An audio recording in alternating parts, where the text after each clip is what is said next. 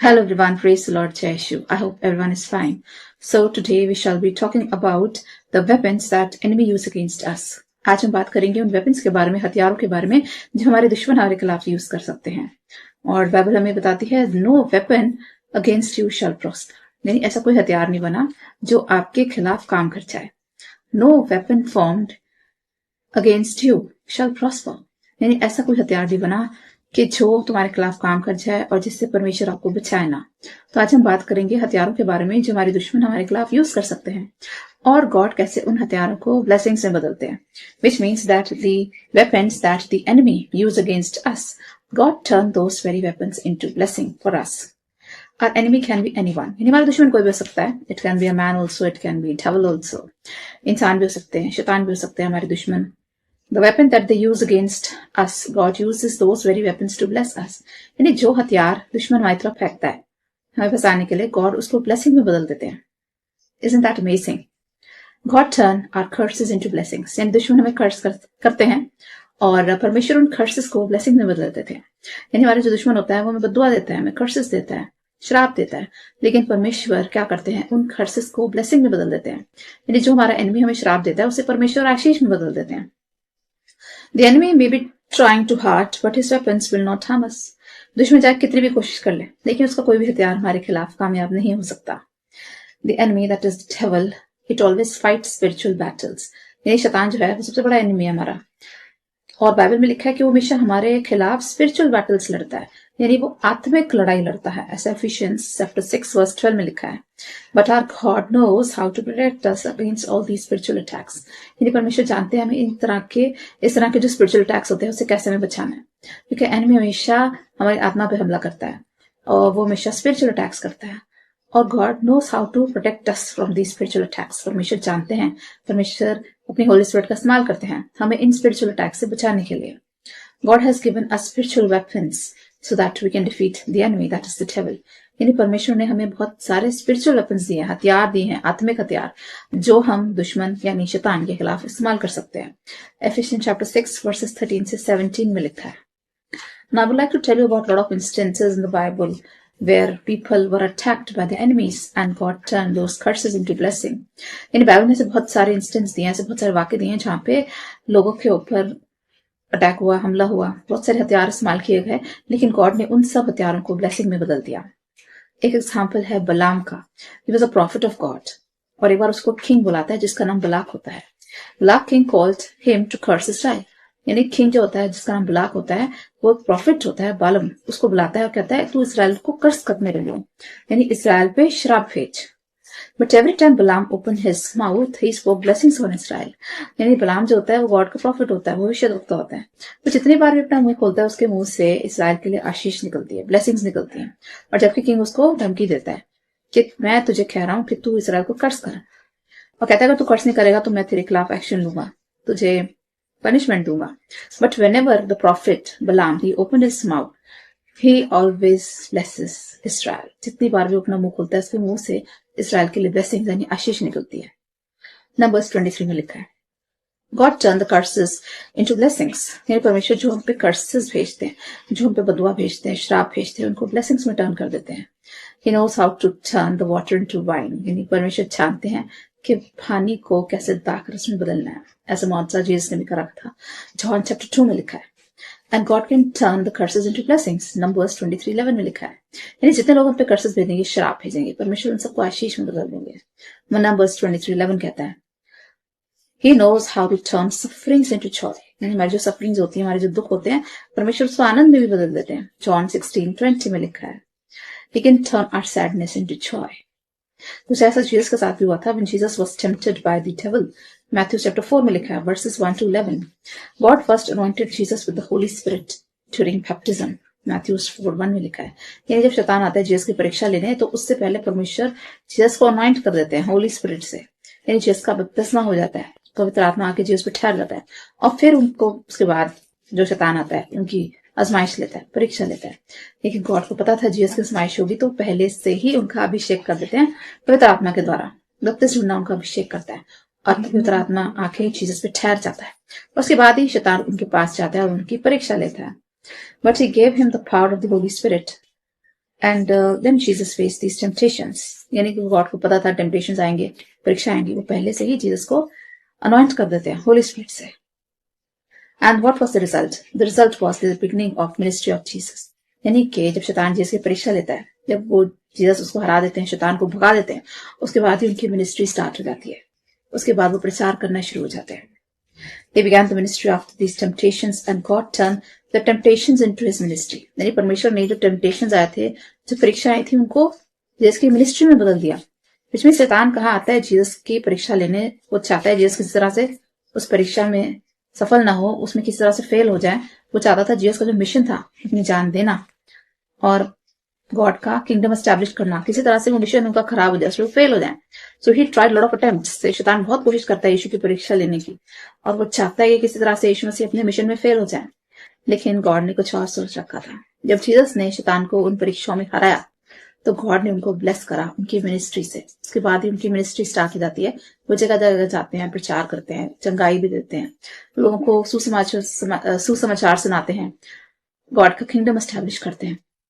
So God has got the power to turn the temptations into the ministry. यानी God ने जो temptations आए थे जीसस को तबाह करने, फेल करने, उनको उनकी मिनिस्ट्री में पलट दिया। कहाँ शैतान पे हमला करा था, और उसके बाद जीसस की मिनिस्ट्री स्टार्ट हो गई। And he enabled Jesus to start his own ministry. God will turn every weapon against you into a blessing. यानी जो भी हथियार आपके खिलाफ आएंगे, लोग तरह तरह के हथियार आपके ऊपर फेंकेंगे, तरह तरह के तरकीबें लगाएंगे, किसी तरह आपको तबाह कर दें, लेकिन गॉड हर एक को एक आशीष में, ब्लेसिंग में टर्न कर देंगे। No weapon formed against you shall prosper, यानी बाइबल बताती है ऐसा कोई हथियार नहीं बना जो आपके खिलाफ कामयाब हो जाए। Isaiah chapter 54 verse 17 में लिखा है, God will take care of your health, your job, your money, your house, your reputation, your standard. यानी हर चीज की परमेश्वर देखभाल करते हैं, हमारी हेल्थ की, हमारे फाइनेंसिस की, हमारी जॉब की, हमारे पैसे की, हमारे हाउस की, हमारे रेपुटेशन की, हर चीज की फिक्र जीसस को है, और हर चीज में हमें ब्लेस करते हैं और हमारे हर चीज को बचा के रखते हैं। No harm will come near you, यानी अगर आप साम 91 की 10वीं आयत पढ़े तो उसमें लिखा है कि तेरे आसपास में कोई हानि नहीं आएगी, कोई भी चीज तुझे हानि नहीं पहुंचा सकती। With your own eyes you will see the destruction of your enemy, यानी तू अपने आंखों से देखेगा अपने दुश्मन की पराजय, यानी कि कैसा आपको दुश्मन को खुदा हराता है, वो आप अपनी आंखों से देखेंगे। ऐसा साम 91 8वीं आयत कहती है। They will come in one direction and flee into 7 directions, यानी आपको दुश्मन जो है वो एक दिशा से आएगा, लेकिन वो 7 दिशाओं से भागेंगे। यानी दुश्मन जो है वो एक दिशा से आते हैं, लेकिन जब वो भागेंगे तो 7 डायरेक्शंस में भागेंगे। बाइबल बताती है ड्यूटरॉनमी चैप्टर 28 वर्स 7 में, यानी कि गॉड दुश्मन को ऐसे ही मार मारेंगे, ऐसा उनकी एक तरह से गॉड उनको ऐसा पनिश करेंगे कि वो स्पीड में भागेंगे, और वो आए तो एक दिशा से थे, लेकिन वो 7 दिशाओं से भागेंगे। If you remember the story of Joseph, he was also sold as slave in Egypt. यानी जोसेफ के जो भाई होते हैं उसको गुलाम बना के बेच देते हैं मिस्र में। But if his brothers had not sold him, how would he become the prime minister of Egypt? और आप सोच के देखिए, अगर उसके भाई उसको इजिप्ट में ना भेजते तो वहां का प्राइम मिनिस्टर वो कैसे बनता। तो उसके भाइयों ने उसको बेचा, और उसको उनके भाइयों को लगा कि तो ये स्लेव बन गया है, गुलाम बन गया है, लेकिन उनको नहीं पता था कि वो आने वाले समय में इजिप्ट का प्राइम मिनिस्टर बन जाएगा। And God fed his brothers through Joseph, और बाद में चल के जोसेफ अपने भाइयों को खाना भी देता है। जब अकाल पड़ता है उन्हीं भाइयों को खिलाता है जिन्होंने एक समय में उसको गुलाम बना के बेचा था। And they sold him as a slave, but he was ill treated by his own brothers and God turned this curse into a blessing, यानी कि उसके भाइयों ने उसके साथ इल ट्रीटमेंट करा था, उसको मारा पीटा था, उसको स्लेव बना के भेजते थे, लेकिन गॉड ने इस कर्स को ब्लेसिंग में बदल दिया। उनको लगता था कि जोसेफ इजिप्ट में स्लेव की तरह रहता होगा, गुलाम की तरह रहता होगा, लेकिन आगे चल के वो प्राइम मिनिस्टर बन जाता है। इस कर्स को गॉड ने ब्लेसिंग में बदल दिया। His brothers did not know that they felt that he was a slave, but they were preparing his way to become a prime minister. यानी इसके भाइयों को नहीं पता था, वो सोच रहे थे उसकी किस्मत खराब कर रहे, उसकी किस्मत फोड़े, उसको स्लेव बना के। उनको लगा कि अब इसका तो किस्मत खराब हो गई, अब तो ये गुलाम बन के रहेगा इजिप्ट के अंदर, एक दूसरे देश में, और इसको बहुत सारी संकट का सामना करना पड़ेगा, मुसीबतों का सामना करना पड़ेगा, जैसे एक गुलाम को करना पड़ता है। लेकिन उनको नहीं पता था वो उसका रास्ता तैयार कर रहे थे इजिप्ट के प्राइम मिनिस्टर बनने का। If you remember the story of David, how about David? A giant was sent against him. His name was Goliath. A giant came to kill David. Of course, David killed him, but that problem made him a king. यानी कि एक giant आता है बहुत बड़ा जिसका नाम गोलियत होता है, वो डेविड को मारने के लिए आता है, लेकिन आगे चल के वही डेविड इसराइल का राजा बन जाता है। यानी कि वो जो प्रॉब्लम थी, वो जो फेस कर रहा था इतने बड़े जायंट को, इस प्रॉब्लम को मार के, उस जायंट को मार के डेविड इतना फेमस हो जाता है कि लोग उसको एक राजा की तरह ट्रीट करने लग जाते हैं। इसराइल के लोगों को लगता है ये आने वाला राजा है। ऐसा फर्स्ट सैमुअल चैप्टर 18 वर्स 7 में लिखा है, people of Israel started liking him and what meant for his death got turn into a good, which means कि ये जो राक्षस था गोलियत, वो डेविड को मारने आता है, यानी कि एक तरह से उसकी मृत्यु भी हो सकती थी, लेकिन परमेश्वर ने उसी इवेंट को उसकी ब्लेसिंग में बदल दिया और इसराइल के लोगों को दिखाई दिया दाऊद में एक राजा। और उन्होंने उसकी प्रेसेस करी। उन्होंने कहा कि दाऊद के जो साउल है उसने तो सिर्फ 1000 लोगों को मारा है, लेकिन जो दाऊद है उसमें क्षमता है हजारों, 10,000 को मारने की। Which means Saul killed 1,000 but David killed tens of thousands. यानी कि साउल में तो क्षमता है केवल 1000 लोगों को मारने की, लेकिन डेविड जो है वो इतना पावरफुल है कि 10,000 लोगों को भी मार सकता है। 10,000 लोगों के बराबर राक्षस था गोलियत, उसको मार दिया। So people started comparing David with king sol and they saw a future king in David. वो दाऊद के अंदर देख रहे थे आने वाला राजा। तो ये जो मुसीबत आई थी गोलियत नाम की, जो दाऊद को मारने के लिए आई थी, उसी को परमेश्वर ने उसकी ब्लेसिंग में कन्वर्ट कर दिया। What meant for his death got turned into his good, and people started seeing a king in David. Whatever may come to harm us, God will turn into your good. यानी कोई चीज अगर हम harm करने के लिए आएगी, नुकसान करने आएगी, तो परमेश्वर उसको हमारे बेहतरी के लिए, बढ़ोतरी के लिए उसको चेंज कर देंगे। How about Daniel, who was thrown into the den of lions? The lions were sent by the enemies, the king officers, to eat Daniel.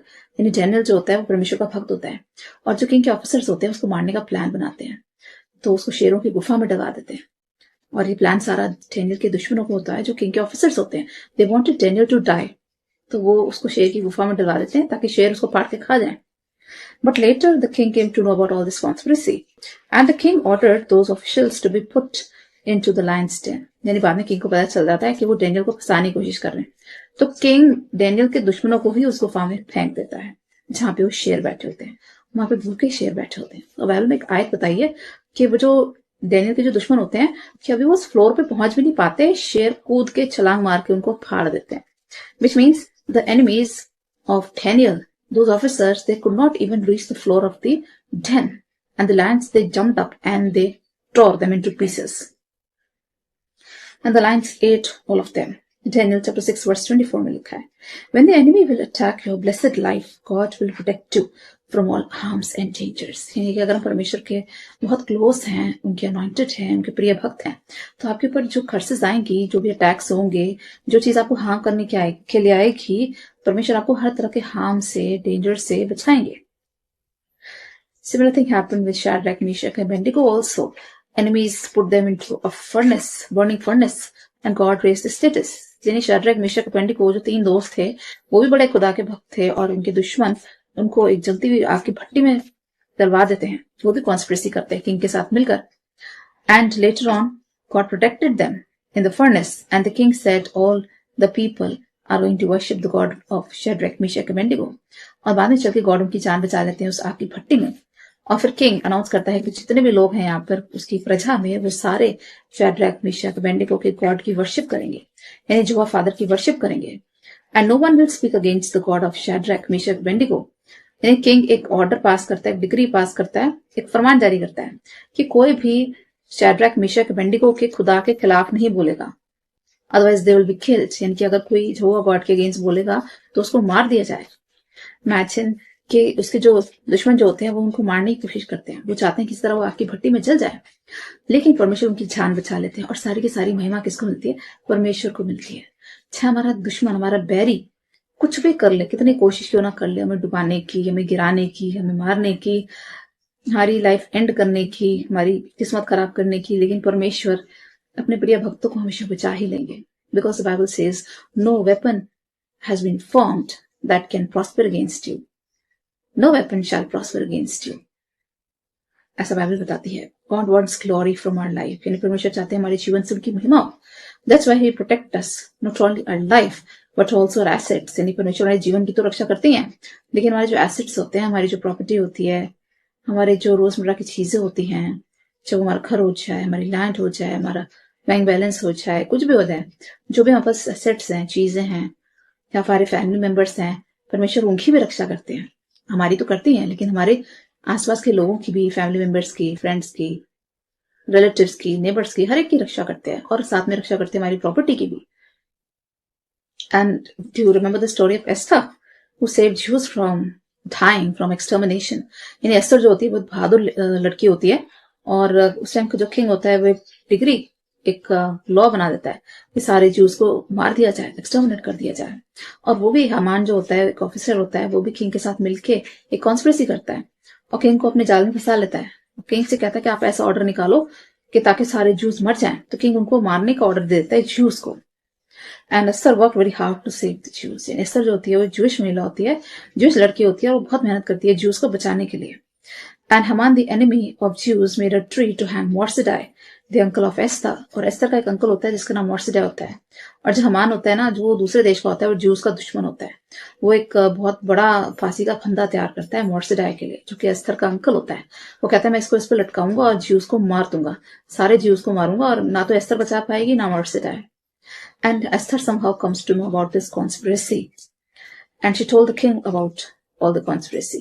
Ester को पता चल जाता है कि कैसे जो उसका अंकल है मोर्सिडाई है, उसको मारने की तैयारी हो रही है, और हमान ने पूरा का पूरा एक फांसी का फंदा तैयार किया, पूरा का पूरा ट्री पे उस फांसी के फंदे को लटकाया ताकि वो हमान को फांसी दे.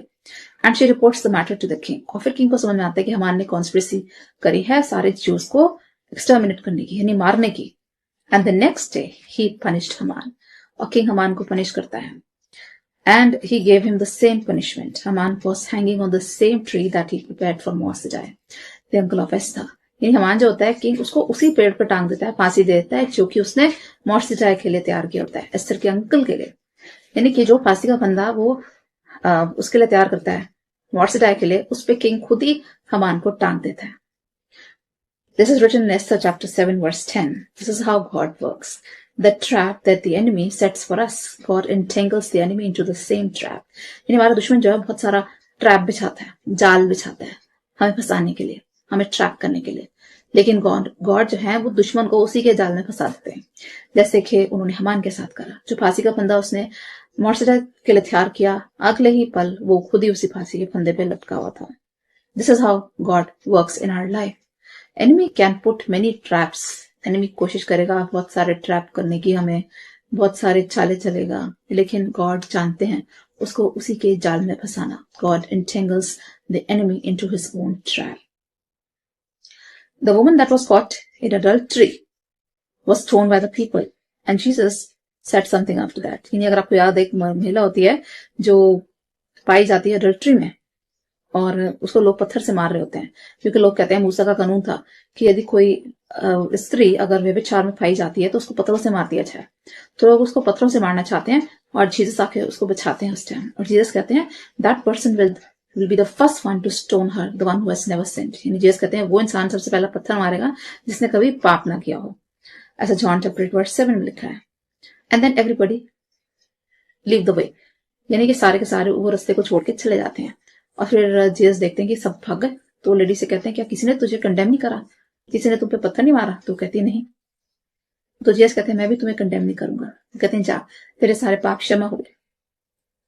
This is how God saves us from our enemy. The enemy may try to trap you, accuse you falsely, or try to conspire against you. यानी कि हमारे दुश्मन जो होते हैं वो कॉन्स्पिरेसी करेंगे, हमें ट्रैप करने की कोशिश करेंगे, हमारे पर लांछन लगाएंगे, एक्यूजेशंस लगाएंगे, हमें अब्यूज करेंगे, एक्यूज करेंगे, हमें थाड़ने देने की कोशिश करेंगे, बदनाम करने की कोशिश करेंगे, हमें चाहेंगे कि किस तरह मुसीबत में फंस जाए, इसको पनिशमेंट मिले. कभी क्या होता है वर्किंग प्लेस पे भी होता है कि लोग इतने ज्यादा कॉन्स्पिरेसी खेलते हैं कि किसी को नीचा करने के लिए, डाउन करने के लिए, उसको डिफेम करने के लिए, उसको बदनाम करने के लिए, किसी का चाहे जॉब छूट जाए, लेकिन लोगों को फिर भी लोग अपना ट्रैप करते रहते हैं. People they try to trap each other, but God knows how to bring us out of all these accusations. यानी परमेश्वर जानते हैं हमें इन सारे एक्यूजेशंस में से कैसे निकालना है.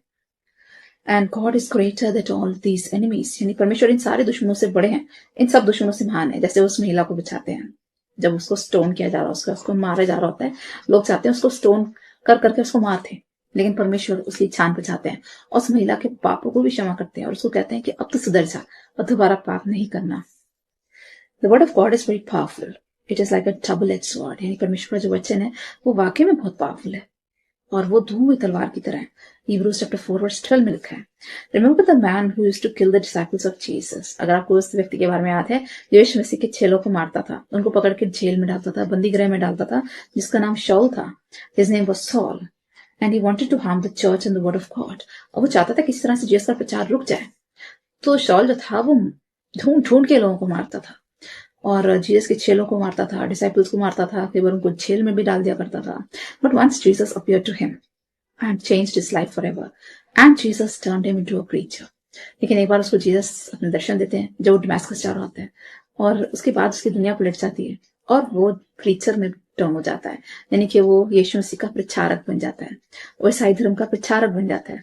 कि कहाँ वो ईसाई धर्म को खत्म करना चाहता था, नष्ट करना चाहता था, वो चाहता था कि ईसाई धर्म खत्म हो जाए पूरी दुनिया से, और कहाँ वो खुद ही गॉड उसको अपीयर होते हैं, जीसस अपीयर होते हैं, उसको प्रीचर बना देते हैं। यानी एक टाइम पे जो इस धर्म के खिलाफ था वो बाद में खुद ही इसको प्रीच करने लग जाता है, यीशु मसीह का सुसमाचार सारी दुनिया में फैलाता है।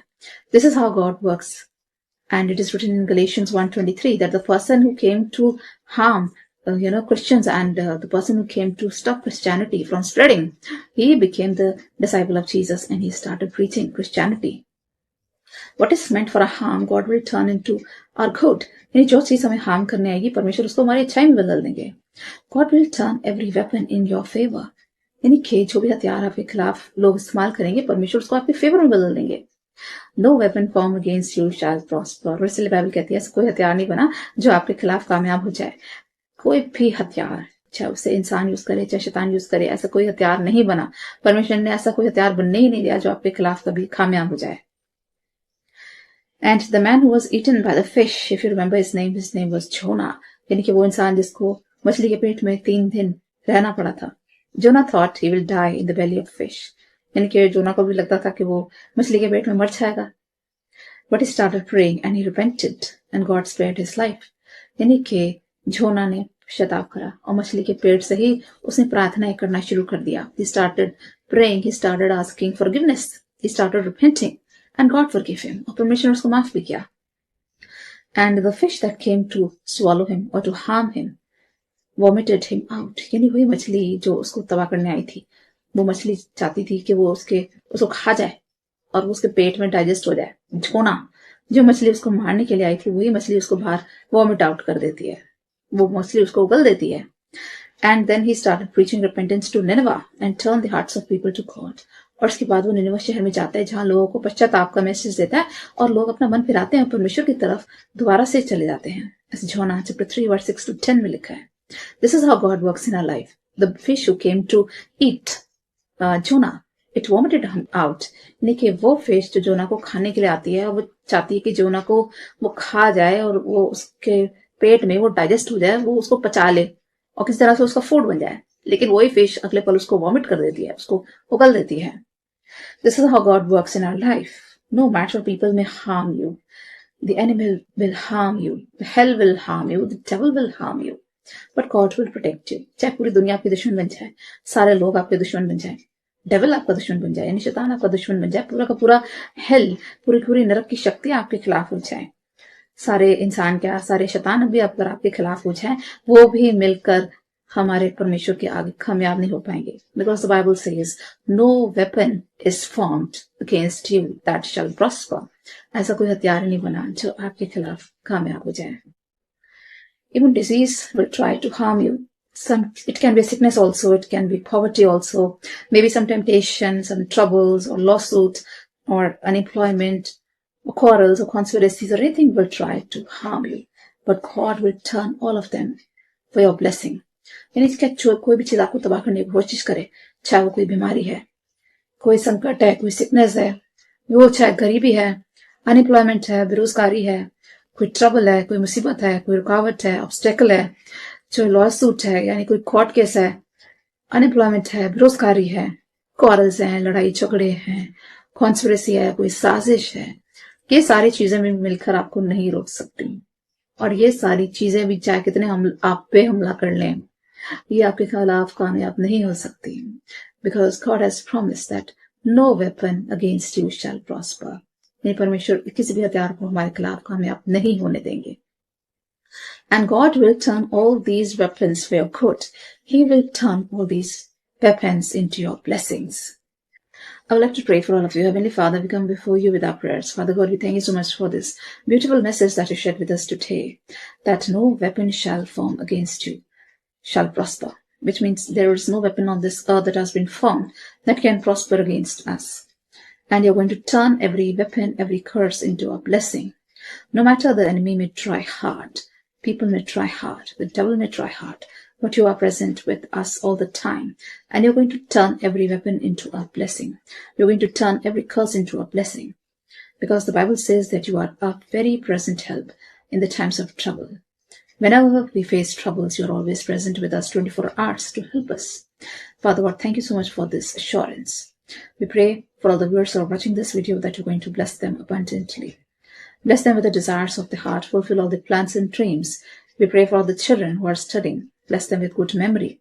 Give them a sharp memory and give them your divine wisdom and knowledge. Help them to study well and to come out with flying colors.